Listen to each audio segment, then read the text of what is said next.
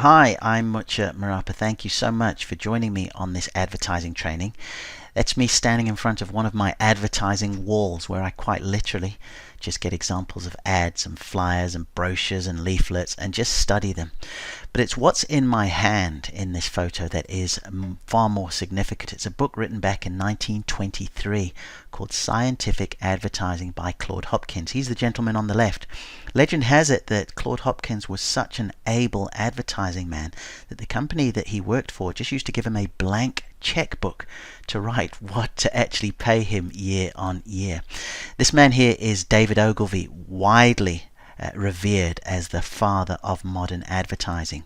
And when talking about the book Scientific Advertising, he said nobody should be allowed to have anything to do with advertising until he has read the book 7 times.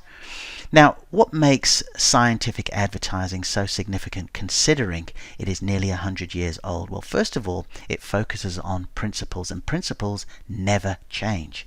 But secondly, what really caught my attention and got me reading it time after time after time was the fact that Claude Hopkins was very forthright with the reason you and I should be advertising. He said the only purpose of advertising is to make sales. And when we look at this, what we're trying to say is that once you are able to consistently pay £1 in order to get £1.50 back, the fortunes and the finance of your business, it changes forever, because you have a way of, if you like, generating leads and then customers at will. The more money you put into your advertising and marketing machine, the more customers you will get and more money you get. So this is why it's really important to get hold of advertising. And having gone through it, having studied all those ads on the walls and magazines and doing it quite literally on a daily basis, I have boiled it down to 6 areas where you could make some immediate and significant inroads into your own advertising and marketing. It's the use of a compelling headline, translating value using features, benefits and advantages, incorporating a big idea. You capture data and integrate your media, and testing, tracking and measuring. Now, I don't like to do this, but I have to start with a disclaimer because I cannot guarantee that any of this advice, suggestions or recommendations I offer will result in more leads or sales. I don't know your business objectives, nor am I aware of your sales process or the overall sales and marketing strategy that you have. This video training is being presented to you based on many of my observations from studying a wide range of ads. In no way am I saying that you stop running ads with a certain organization or that you seek a new advertising platform. In fact, it's very possible that your advertising may actually perform worse on the back of the advice I give you. I'll be absolutely mortified if it happened, but it is possible, and I just wanted to say this, particularly in this litigious day and era that we live in. Anyway, let's get back to it. Why am I qualified to be able to speak to you about your advertising? Well, what I provide are done for you digital marketing and advertising services, working mainly from a platform online called Upwork. As you can see, I'm one of their top rated freelancers with a 100% job success. Now, I don't say it to brag. I will, however, brag about this really cool diagram here because this is something that I scribble out and work with a lot of my clients. It's just a funnel, basically. What I want to bring to your attention are the red boxes on the right and the one towards the sort of top on the left hand side where it says sales letter, okay? Because online, this is where people go to, and it might be PayPal, it might be something else, where there's the buy now. That's the real payoff. But it's on the left hand side where you see traffic, paid, free and social, which becomes the real sort of issue and the focus of my attention, because my job is to make sure that we can get people from a traffic position into a sales funnel and to ultimately buy. And anybody who says that they have a traffic problem, people who say, oh, if only I had more people come to my website, or if only I had more people come to my shop, or if I only had more people open this brochure or open these emails, that's not actually quite it. I don't believe there is such a thing as a traffic problem per se, but more a conversion problem. What can we say that makes somebody look at our ad, look at our email, look at our brochures, look at our letters, look at our magazines, look at our brochures, and then put them into that funnel, and certainly that mindset where they think, yes, I could actually buy some thing from this person or this organization. So if we go through these 6 areas, I think this makes the difference. I think this enables you to convert that traffic, have somebody look at an advert, have somebody look at a bit of marketing material, and then go on to buy from you. Now, when we talk about this, I am a firm believer of advertising, and particularly in this day and age. I just think there is so much noise, so much clutter, so many distractions here that you must advertise. But the ads that you put together, they need to deliver leads and they need to generate sales. The other thing I really want to talk about very quickly before we sort of get on in earnest is what I like to call the advertising order of importance. You see, a lot of the time we think that just putting something together that looks great will do the job, but there's actually a bit of a hierarchy here, and the most important thing is the who. Who are you putting it in front of? Now, the analogy I like to use a lot of the time is this juicy ribeye steak. Looks great if you're a steak eater, if you're a meat eater, if you like it. However, you could put it in a wonderful brochure. You could write all the great things about it. But if you put it in front of a group of vegetarians who are not interested in meat, it doesn't matter how good the marketing is, how effective the advertising is, because it's in front of the wrong people, the wrong eyeballs, it would not make a difference. Conversely, if we've got a bunch of hard-working fellas up there on the roof, okay, and they're looking for somewhere to eat, and they do eat meat, you could quite literally just have a very simple flyer. You could even have one of those megaphone things and just say, a steak for $5, or all you can eat here, and they would go. So this is the really important thing, that, it's not necessarily how well you package something, but more who you are putting it in front of. And the only reason I say this is that I know for myself, in the past, I often sort of went with this thing where it was a bit of a numbers game. I'd go to a magazine or a newspaper that had a big circulation. So sometimes you just need to make sure you're putting it in front of the right people. And then you make sure you've got these 6 areas in place, and some really great things will happen. So we start with a compelling headline, and when I look at ads, I think another thing that you need to be very aware of most of the time is that when we prepare our own advertising or marketing, or when someone does it for us and then they send it to us to proof, we often look at it in an isolated state.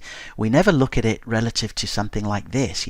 This is where you put an ad and you can see all these other ads with it as well.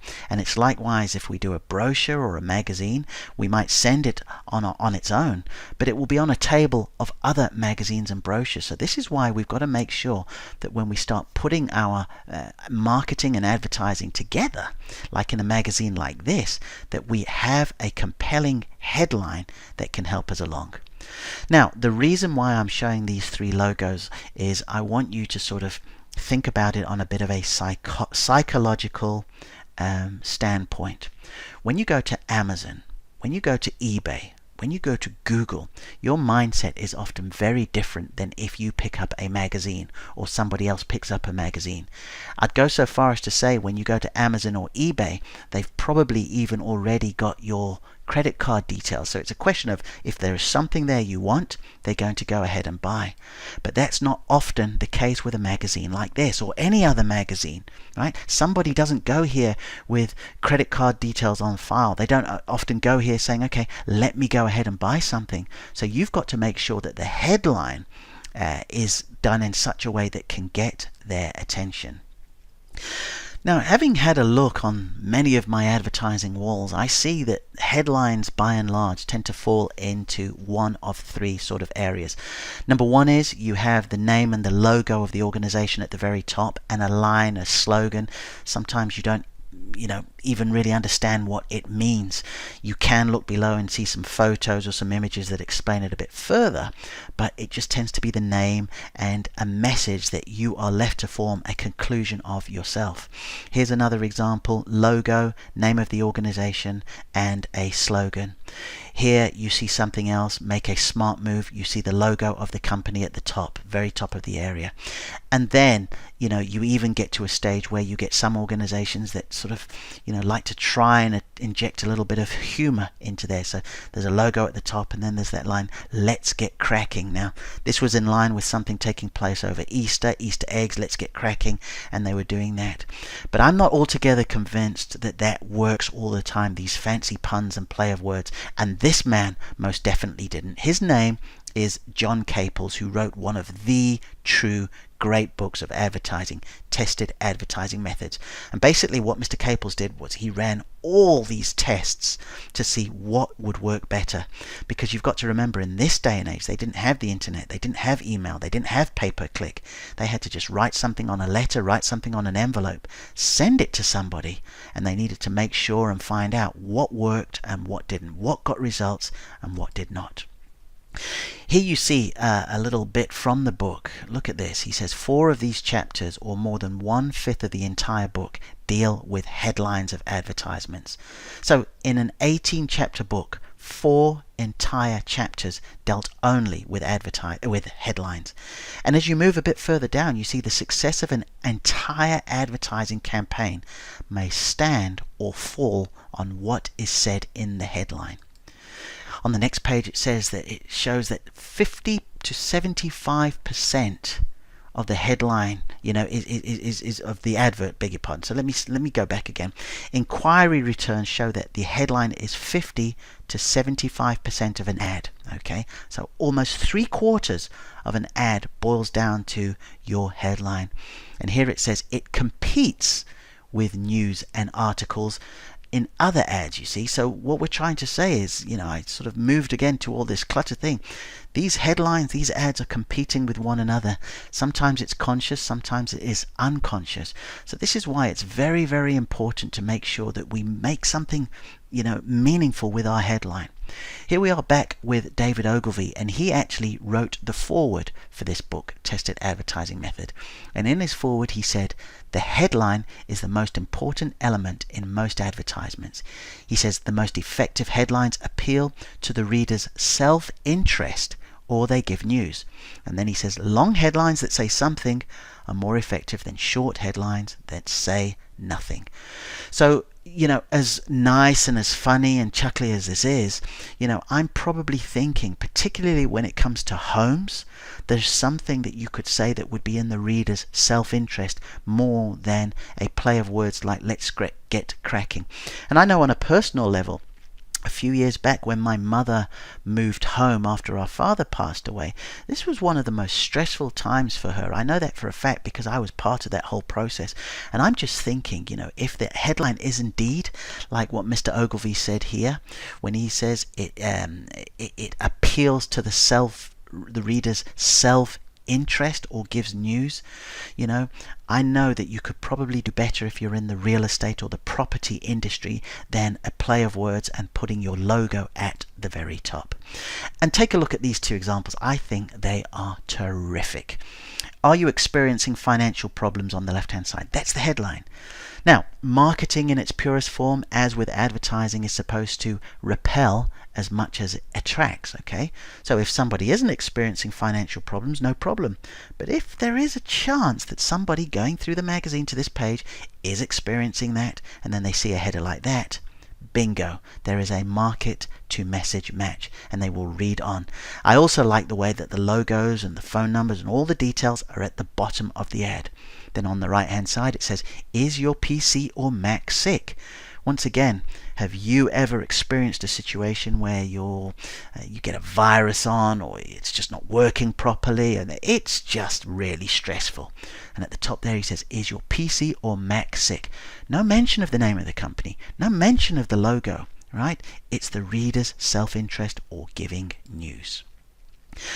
The next point is translating value. And when I talk about translating value, what I'm saying specifically is translate the value of your product, your service, your program, your offering, if you will, relative to their fears, frustrations, thoughts, insecurities, and aspirations. And when I talk about there, of course, I'm talking about your prospect.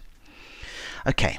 And what I mean, going a little bit further, and stay with me on this because it's very, very important, is when we translate the value, we're saying, how will their life be changed transformed, impacted on the back of using what you have.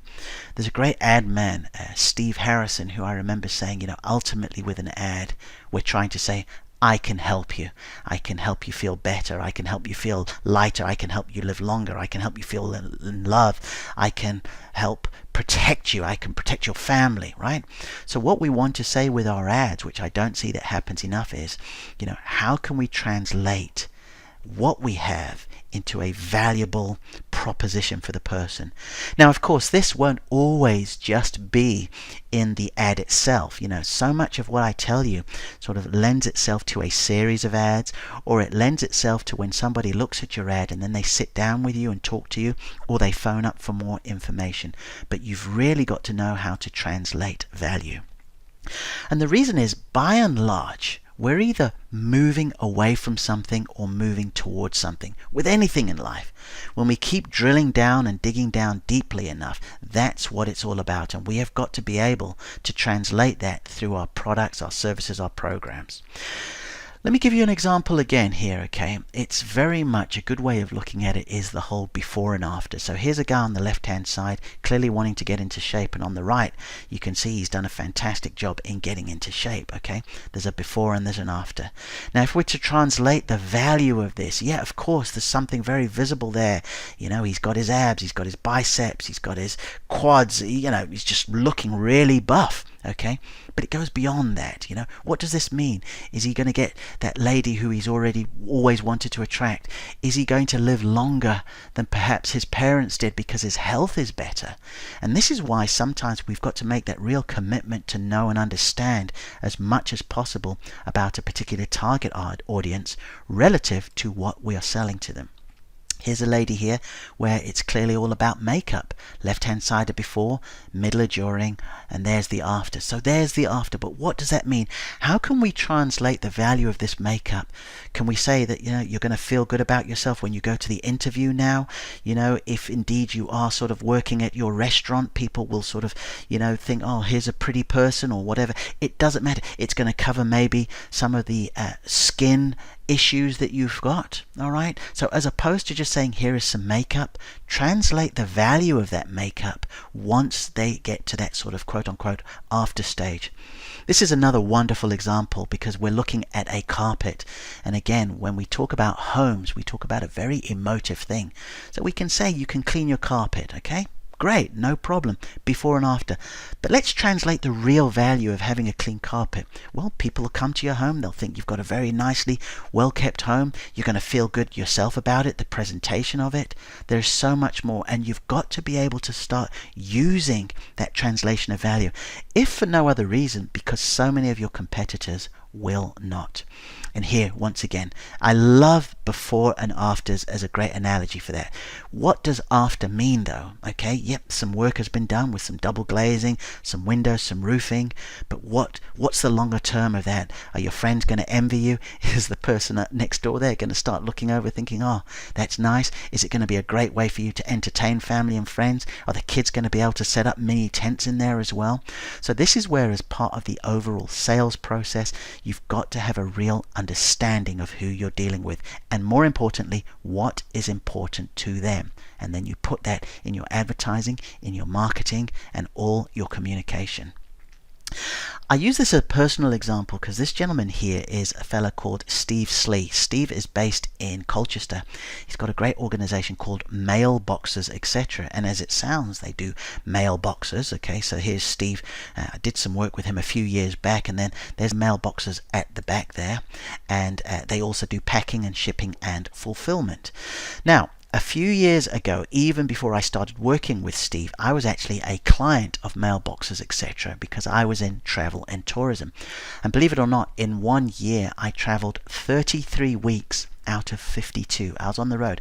I was going and doing exhibitions, I was doing conferences, I was doing workshops, I was visiting tour operators. This was in Great Britain, Ireland, Scandinavia, and Dubai Abu Dhabi. Yep, tough life, but someone had to do it. Now, what mailboxes were able to do for me? Yes, I had a place where I could pick up my mail. Yes, I had a place that could do my packing and shipping for me. But when Steve and his team were able to really look at it and translate the value of it, what that was able to do for me was it was to put my mind at rest. When I was away, I had my post delivered. When I was away, I had someone to sign for my post. If I needed to get my exhibition stand and my packing and shipping, my printing to a certain place at a certain time, mailboxes, etc., were able to do it for me. So instead of Steve running ads just saying we print, we ship, we do mailboxes, he was able to translate the value of what it actually meant to me in order for him to sort of deliver that for me. So when I talk about translating value, and when I ask you to translate value, you must translate the value of your product, your service, your program you're offering relative to their fears. What was I worried about? I was worried about, look, I might get something delivered, and because the postman rings the bell and I'm not there, it will go to the depot and it'll get sent back. So now mailboxes were able to sign for it. Okay, what were my frustrations? My frustrations were, look, I need some more things printed, but there's no time to do it. He could do that. The insecurities and the aspirations as well. So what you need to do when I talk about translating the value, you've almost got to go back to, remember the photo of the guy who was really buff and the lady with the makeup and the home and the carpet? You think before and after, but you go further with the after, okay? Even to the level that your prospect may not evidently see, but would experience. Okay, so the guy with the biceps, the lady with the makeup, the carpet, right?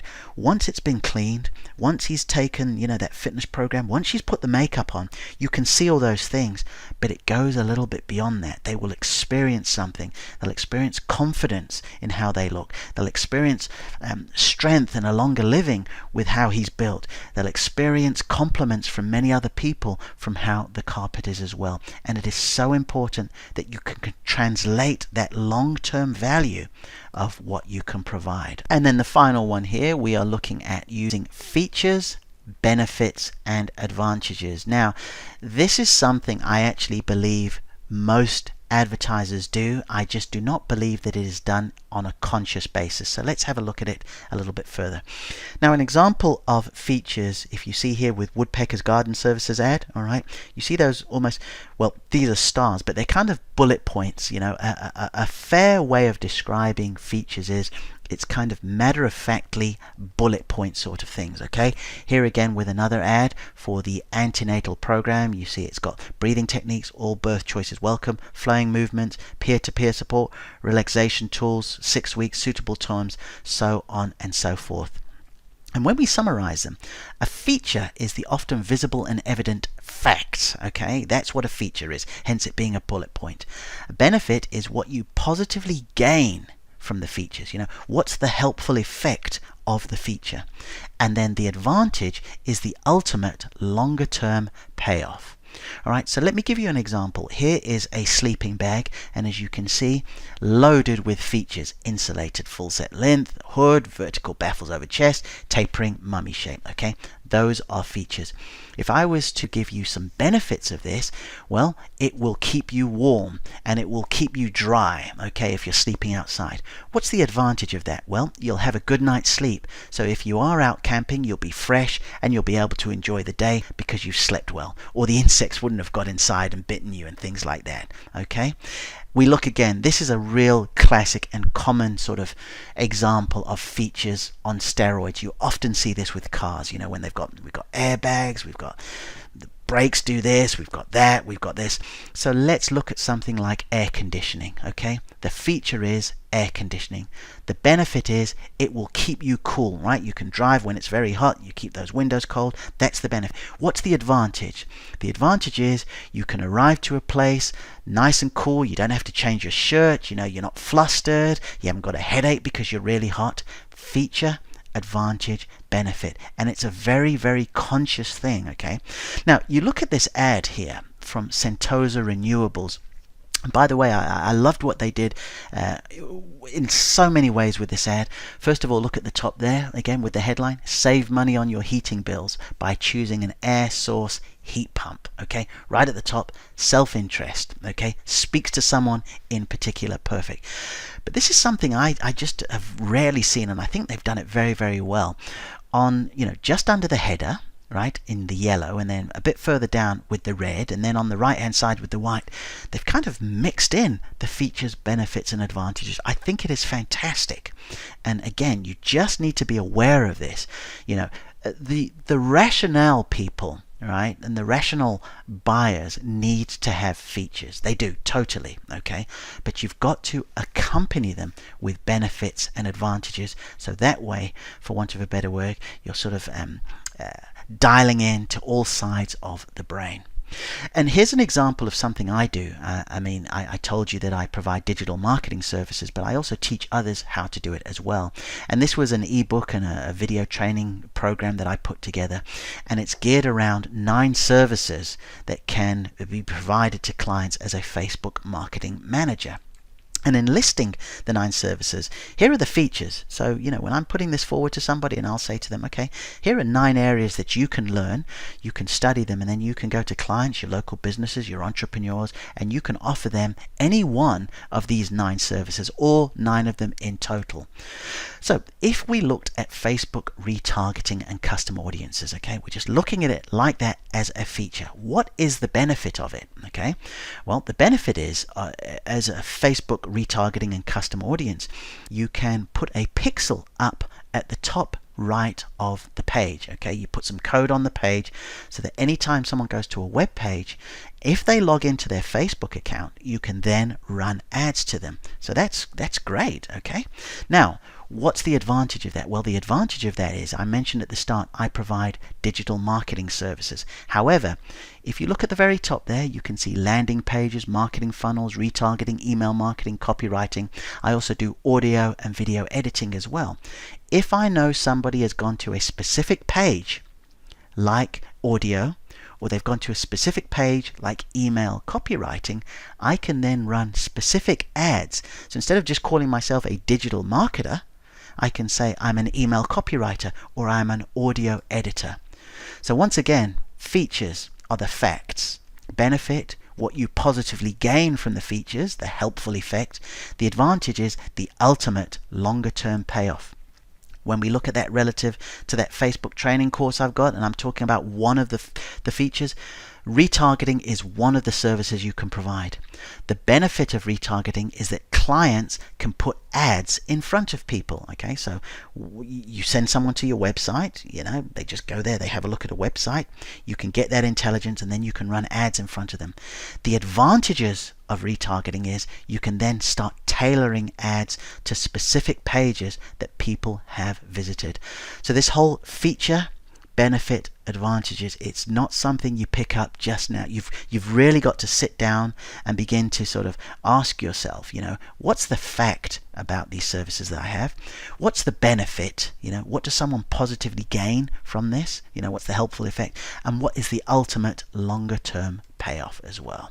So that's why using features, benefits and advantages in your marketing, in your ads, becomes so very important.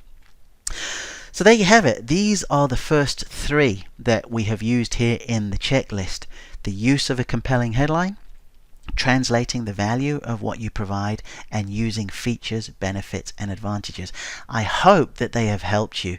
Look, these aren't things that you put on necessarily now and you've got straight away and you understand it and all of a sudden the sales just start sort of rolling in overnight, but they will get your marketing and your advertising very, very quickly to a different level. And more importantly, it'll allow you to say things and market and position yourself in a way that your competitors are not doing it.